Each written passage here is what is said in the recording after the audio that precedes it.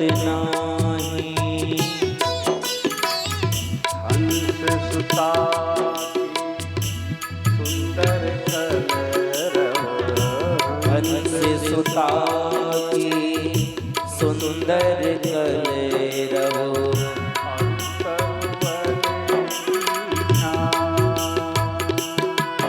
ओधो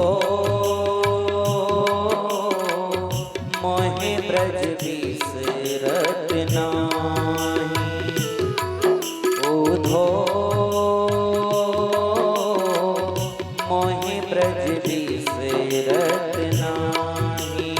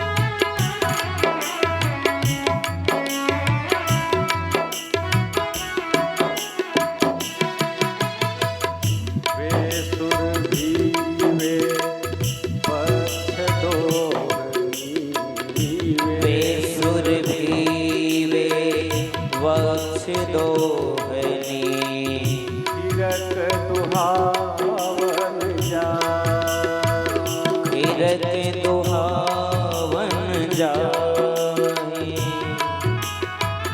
बाल बाल सब करत कुलाहल, बाल बाल सब करत कोलाहल, नाचत गह गहबाही। ओधो मोहि ब्रज बिसरत नाही। ओधो मोहि ब्रज बिसरत नाही।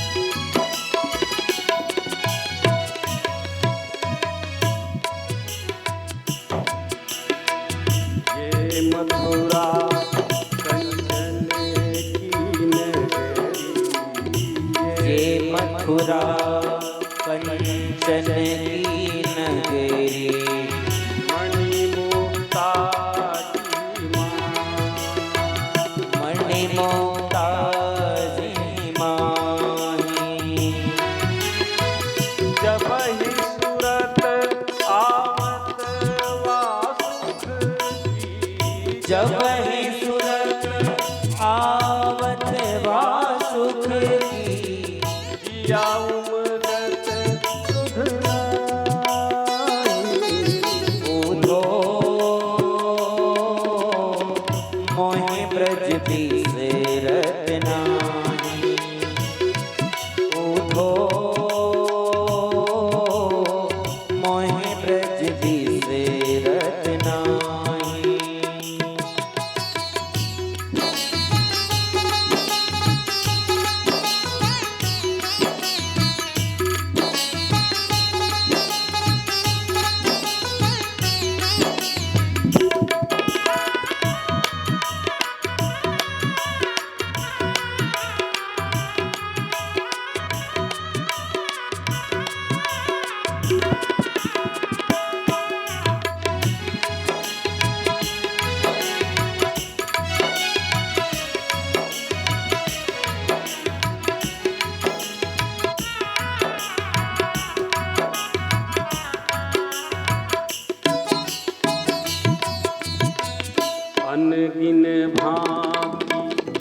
करी बहु लीला।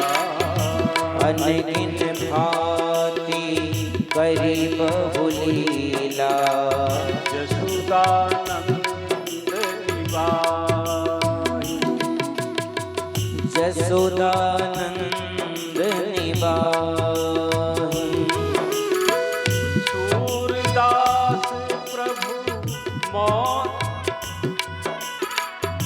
सूरदास प्रभु रहे मान वह, यह कह कह पछताई। उधो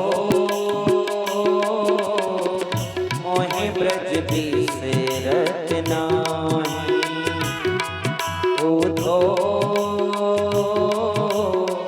मोहि ब्रज बिसरत नाही। उधो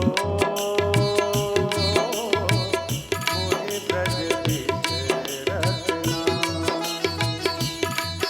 उधो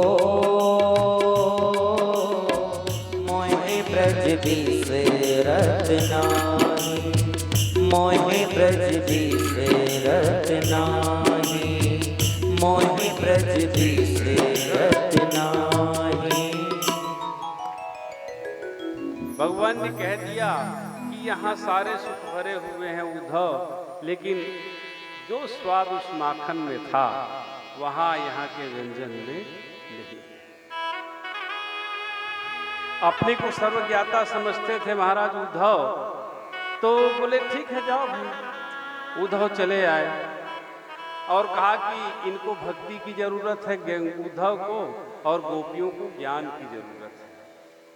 उन्होंने मन में विचार किया कि यदि उद्धव जाएंगे तो गोपियों को ज्ञान मिल जाएगा, भक्ति पूरी हो जाएगी, और उद्धव को भक्ति मिल जाएगी तो इसका अभिमान भी चला जाएगा। दोनों भक्ति और ज्ञान जब एक साथ हो जाएंगे तब तो फिर अच्छी बात रहेगी। तो उद्धव जी महाराज अपना सब कुछ लेकर वहां से निकले। निकलने के बाद पहुंच गए। शाम को गोपियां आई। सुबह जब दीप जलाने के लिए आंगन दरवाजे पे निकली रंगोली बनाने के लिए, तो देखा कि रथ खड़ा है। सुबह हुई तो देखा कि कोई काला आया हुआ है। गोपियां कहती क्या हो गया है? जो आता है कम वक्त काला ही रहता है। तुम कारो सुपलक सुपकारो, तुम भी काले, और अक्रूर आए थे वो भी काले थे, और हमारा सांवरा तो काला है ही। हमने सुना है कि सांवरे होते हैं उनका हृदय बड़ा निर्मल होता है। तुम तो हृदय से भी निर्मल हो और तन और मन दोनों से गड़बड़ हो। गोपियां उनसे पूछती हैं क्यों आए? तो उद्धव कहते हैं कि मैं भगवान का संदेश लेकर आया हूँ। बोले क्या संदेश है भगवान का? कोई चिट्ठी, कोई पत्र? तो भगवान ने कोई पत्र तो लिखा नहीं था। कह दिया था उद्धव से ये कागज ले जाओ कोरा। तो महाराज इसमें तो कुछ लिखा नहीं है। अरे तो किसके लिए लिखूं और क्या लिखूं?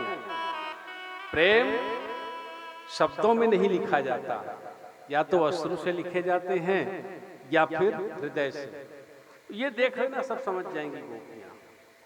पत्र लेकर खाली कोरा कागज लेकर सामने बैठ गए। गोपियां घेर लेती हैं और सब के सब कुछ तो उस कोरे पढ़ी लिखी तो थी नहीं, कोरे कागज को देखती हैं और कुछ एड़ी उठाकर देखती हैं। सब एक साथ घेर के खड़ी हैं और सब यही पूछती हैं हमको लिखा है क्या, हमको लिखा है क्या, हमको लिखा है क्या? सबे कहने लगे। सब यही पूछती है कि हमारा नाम है कि नहीं। इसलिए भगवान ने कोरा छोड़ दिया था, जिसका भी नाम है वो नहीं। भगवान गोपियों ने से उद्धव ने कहा कि सबका नाम लिखा है। अच्छा। फिर उन्होंने कहा कि भगवान ने कहा है कि भाई देखो भगवान तो यहाँ रहेंगे नहीं है, तुमने सगुण का ध्यान किया है, अब वो निर्गुण है, दूर है, तो तुम उनका ध्यान छोड़ो। गोपियों ने कहा कि ठीक है तुम्हारा कहना बिल्कुल ठीक है, कोई बात नहीं, हम मान जाते हैं तुम्हारी बात को, लेकिन तुम हमारे साथ आओ। उनको लेकर ब्रजमंडल में वृंदावन की राधा कुंज में चले गए, ले गई। उसके बाद कहा कि ये देखो जरा। वहां फिर ज्ञान की बातें करने लगे उद्धव। बोले देखो ब्रह्म जो है वो सर्वव्यापी है, वो तुम्हारे भीतर भी व्याप्त है, मेरे भीतर भी व्याप्त है, कण कण में व्याप्त है। गोपियां तो मौका खोज रही थी, बोले इधर तो आओ, ले गई और तमाम वृक्षों को दिखाया। बोले ये वृक्ष हैं, दिख रहे हैं तुम्हें कुछ? बोले वृक्ष दिख रहे हैं। अच्छा, इन वृक्षों में तुम्हें क्या दिख रहा है? बोले फल दिख रहे हैं, फूल दिख रहे हैं, पत्तियां दिख रही हैं, तना दिख रहा है। तो आप पगले क्या पढ़ के आए हो? तुमने अभी अभी कहा है कि ईश्वर सर्वव्यापी है, हर जगह कण कण में व्याप्त है, तो तुमको तो इसमें दिखना चाहिए। हम तो नहीं कह रहे हैं, हम तो ये कहते हैं कि हमारे भीतर है। तुम कह रहे हो ईश्वर सर्वव्यापी है और तुम ज्ञानी हो, तो तुम्हारा सिद्धांत कहता है ईश्वर सर्वव्यापी है, तो तुमको इन पत्तियों में क्यों नहीं दिख रहा है तुम्हारा ज्ञान? अरे पत्ती में कैसे दिखेगा? लेकिन तो फिर तुम्हारा ज्ञान क्या? तुम्हारे ज्ञान का क्या? जो कह रहा है कि हर कण कण में परमात्मा व्याप्त है और तुमको दिखाई नहीं दे रहा, तुम खुद कह रहे हो, तो तुम्हारे ज्ञान का क्या मतलब? क्यों हमें उपदेश करने आए? यदि तुम्हारा ज्ञान सत्य है, तुम्हारे भीतर परमात्मा की कृपा है, तो बताओ इसमें कुछ दिख रहा है तुमको? बोले कुछ तो नहीं दिख रहा है। गोपियां तो ठीक कह रही हैं, और गोपियां कहती हम बताते हैं, तुम इधर आओ। जहां राधा कुंज में भगवान झूला झूलते थे राधा के साथ, राधा दूर खड़ी, इधर आओ, इस झूले को देखो, जरा आंख बंद करके देखना। जैसे ही आंख बंद की और फिर खोले तो क्या देखते हैं कि भगवान कृष्ण राधा के साथ झूले पे झूल रहे हैं। अब तो उद्धव की बुद्धि चकराई, बोले कि इस आदमी ने मुझे पहले भेज दिया और खुद यहां बैठा हुआ। तब गोपियों ने पूछा कुछ दिख रहा है क्या तुमको? बोले हाँ दिख रहा है। बोले कौन? वो मथुरेश दिख रहा है जो यहाँ झूल रहा है झूले पे, दोनों राधा और वो दोनों। तो तुम क्या समझते हो कि भगवान कृष्ण वृंदावन छोड़कर चले गए हैं? वो यहाँ छोड़ के नहीं गए हैं, तुमको दिख रहा है ना? बोले हाँ। अब जरा आंखें बंद करो। भगवान उद्धव महाराज उद्धव ने कहा कि भाई ये तो बड़ी विचित्र बात है। भगवान ने कह दिया था वृंदावनम परित्यज्य पादमेकम न गच्छति, वृंदावन छोड़कर मेरे पांव कहीं नहीं जाने वाले। उद्धव की बुद्धि अब धीरे धीरे धीरे धीरे ज्ञान छिपने लगा, भक्ति जागने लगा। 3 दिन के लिए आए थे, 3 दिन में तो मैं समझा कर आ जाऊंगा उनको। 1 दिन जाने में, 1 दिन समझाने में, 1 दिन आने में। भगवान बोले जरा जाके तो देखो। अब उसके बाद गोपियां 3 दिन के बाद क्या 3 महीना रह गए। उद्धव 3 महीना रुक गए ब्रज में। अब भगवान उधर चिंतित है कि 3 महीने तक नहीं आए। भगवान ने कहा कि कुछ तो बदल गया। ये अलसी की कोठी में कूद गया। अलसी की कोठी में मतलब जितना भरी हुई है अलसी, उसमें कोई कूद जाए और बाहर निकलना चाहे तो नहीं निकल सकता। वो जितना वो प्रयास करेगा ऊपर निकलने का, उतना ही वो नीचे जाएगा। तो बोले ये हो गया उद्धव के साथ, जरूर कुछ हो गया। 3 महीने बीत गए। अब गोपियां कहने लगी कि रहना है तो रह जाओ। अंत में उन्होंने उद्धव ने कहा कि नहीं भैया ज्यादा दिन रुकना ठीक नहीं है। अब क्या दृश्य है कि उल्टा दृश्य है। जब जाने का समय आया तो राधा सामने आ गई और वो बांसुरी जो भगवान देकर गए थे राधा को, बोले ये बांसुरी ले जाओ, अब इसकी भी जरूरत नहीं। बांसुरी दे दी उद्धव को। एक हाथ में यशोदा ने माखन दे दिया। अब दोनों हाथ में 2 पवित्र वस्तुएं हैं, एक में माखन है यशोदा का दिया हुआ, एक में राधा की दी हुई बांसुरी है। अब जाते जाते उनकी आंखों में आंसू। वो उद्धव जो भगवान रोते रहे उसके सामने नहीं, उनके सामने नहीं रोया, आज गोपियों के सामने उनकी आंखों में आंसू है। भक्ति जब बढ़ती है तो आंखों से आंसू निकलते हैं, और जब ज्ञान बढ़ता है तो आंखों में आंसू शून्य हो जाते हैं। आंखें भर आई उद्धव की। अब वो रोने लगे। इतनी गोपियों के बीच, पुरुष सामान्य तौर से स्त्रियों के बीच नहीं रोता, ये संभाल लेता है, लेकिन उद्धव लगातार निरंतर अश्रु प्रवाहित हो रहा है और एक हाथ में बांसुरी एक में माखन। अब आंसू पोंछने के लिए अपना रुमाल ले तो कैसे ले, क्योंकि दोनों पवित्र चीजें हैं। बांसुरी को भी जमीन पे नहीं रख सकते, माखन को भी नहीं रख सकते, इसलिए अपनी भुजाओं से आंसू पोंछते। इधर क्या दूसरा दृश्य है, अब गोपियों की आंखों में आंसू नहीं, जो लगातार भगवान के लिए रोती थी उनकी आंखों में आंसू नहीं है। ये इसलिए गोपियों को ज्ञान मिल गया, ज्ञान मिलने के कारण उनके आंसू बंद हो गए। उद्धव को भक्ति मिल गई, इसलिए आंसू शुरू हुए। गोपियां अब भगवान का ध्यान करती हैं। उद्धव रोते हुए उन्होंने कहा कि ठीक है। जब उनकी विदाई हो रही थी उससे ठीक एक दिन पहले जब भगवान का दिव्य रास उन्होंने देखा था वृंदावन में, उसी दिन से रोना शुरू किया हुआ। एक एक गोपी के साथ भगवान कृष्ण को जब देखा रास मंडल में, तो उद्धव ने कहा कि अरे ये तो यही है, क्या ये वही कृष्ण है जो मथुरा में है? उसके बाद उद्धव ने कहा कि थोड़ा ये माखन और थोड़ी ये बांसुरी पकड़ना राधा, और हाथ जोड़कर गोपियों के चरणों पे गिर पड़े और गोपियों की चरणों की धूल अपने माथे पे लगा दी। आसामहो चरण रेणु जुषामहं श्याम वृंदावने किमपि गुल्मलतौषधीना या दुस्त्यजं स्वजनमार्य पथं च हित्वा भेजुर्मुकुन्द पदवीं श्रुतिभिर्विज्ञाम् वन्दे नन्दव्रजस्त्रीणां पादरेणुमभीक्ष्णसः यासां हरिकथोद्गीतं पुनाति भुवनत्रयम्। उद्धव जी को विश्वास हो गया कि ज्ञान बिना भक्ति के पूरा नहीं हो सकता, और भक्ति प्रेम से विहीन ज्ञान का कोई मूल्य नहीं है। ज्ञानी को भी प्रभु का प्रेमी बनना पड़ेगा। इसलिए 2-4 दिन रहने वाले उद्धव 3 महीना रह गए।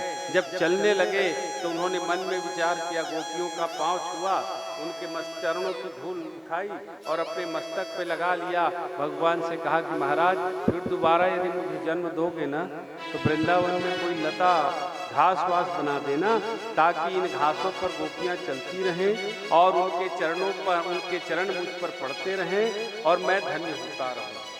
वो ज्ञानी जो कभी ब्रह्म को अहम से क्या ज्यादा जानता नहीं था, आज उसने गोपियों के पैरों की धूल उठाई, मस्तक पे लगाई और कहा कि दोबारा यदि मुझे जन्म देना प्रभु, तो वृंदावन में घास बना देना, ताकि गोपियां चले, उनके पैरों की धूल मुझ पर पड़े और मैं धन्य होता। ये प्रेम लक्षणा भक्ति का आदर्श है। इसके बाद श्री कृष्ण ने अक्रूर को हस्तिनापुर भेजा। पांडवों में के जलने का समाचार उनको प्राप्त हुआ। उनका पता लगाने के लिए हस्तिनापुर गए, और हस्तिनापुर जाने के बाद फिर कल मैंने आपको बताया था कि हस्तिनापुर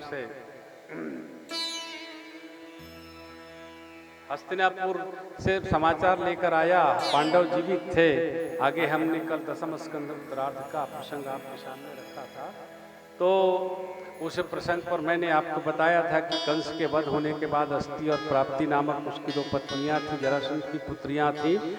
इनके संदर्भ में फिर भगवान ने वो जाकर अपने पिता के घर रहने लगी।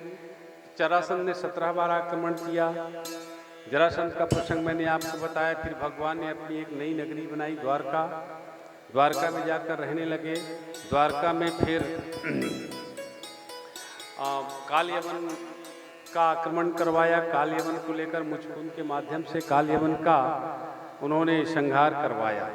इस बीच में राजसूयज्ञ आरंभ हुआ। राजसूयज्ञ आरंभ करने के लिए एक प्रथम पूजा किसकी हो जरूरी थी, तो प्रथम पूजा करने के लिए सबने निश्चय किया कि भगवान ही प्रथम पूजनीय है, अग्र पूजा इन्हीं की होनी चाहिए। तो इस बीच में जरासंध को पराजित किया भगवान ने राजसूय यज्ञ के पहले। श्री कृष्ण ने जब कृष्ण को ये कहा गया कि यही अग्र पूजा के अधिकारी होंगे तो किसी ने विरोध नहीं किया। उनकी बुआ का लड़का था शिशुपाल, उसने विरोध किया कि ये तो ग्वाला है। देखिए भगवान की 3 प्रमुख लीलाएं हैं। रास लीला में काम विजय है और शिशुपाल वध में क्रोध विजय है, क्रोध पर विजय पाए। भगवान को क्रोध नहीं आता, क्रोध हो तो उनको पूरा संसार प्रलय कर दे। वो भगवान को क्रोध नहीं आया शिशुपाल की इतनी गालियां देने के बाद। वो सभा में पूजा होने के बाद जितना शांत थे उतना ही शांत शिशुपाल के गाली देने पर भी थे। भगवान सोचते हैं कि भाई ये तो ग्राम सिंह से सिंह, गांव का शेर है, कुत्ता है, इससे क्या उलझना, क्या जवाब देना उसका।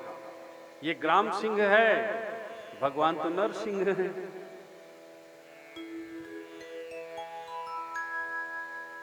उसने गाली दी लेकिन भगवान ने कुछ नहीं कहा, चुप रहा, उनका मौन रहे। वो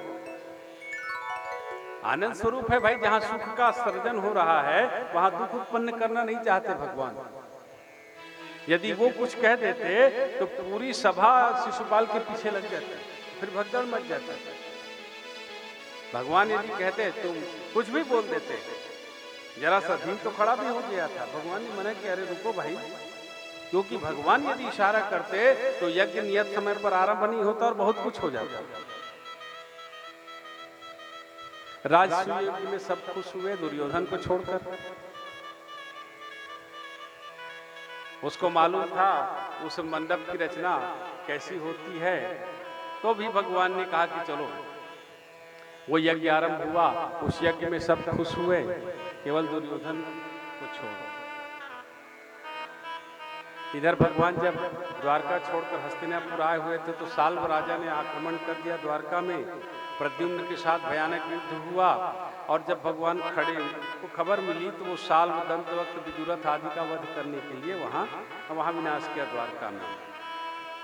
इधर शिशुपाल का भी उन्होंने सुदर्शन चक्र से संहार किया। फिर दुर्योधन ने कपट करके पांडवों को जुआ खेलने के लिए बुलाया। अधर्म से जुए में दुर्योधन ने जीत लिया। पांडव वन में गए, राजमहल में रहते थे लेकिन वन का वनवास उन्हें करना पड़ा। इस बीच में वह जहां युद्ध आरंभ हुआ तो 2 लोग नहीं थे। इधर भगवान के पक्ष से बलराम जी नहीं थे, उधर कौरवों के पक्ष से विदुर नहीं थे। दोनों यात्रा में निकल गए थे। यात्रा में निकलने के बाद फिर भगवान की यात्रा का वर्णन किया है। इसके बाद भगवान ने महाराज परीक्षित से पूछा कि महाराज अब मुझे कथा से कोई तृप्ति नहीं हो रही है, बड़े विस्तार से सुनाइए। कृष्ण शासित सखा कश्चित् ब्राह्मणो ब्रह्मवित्तमः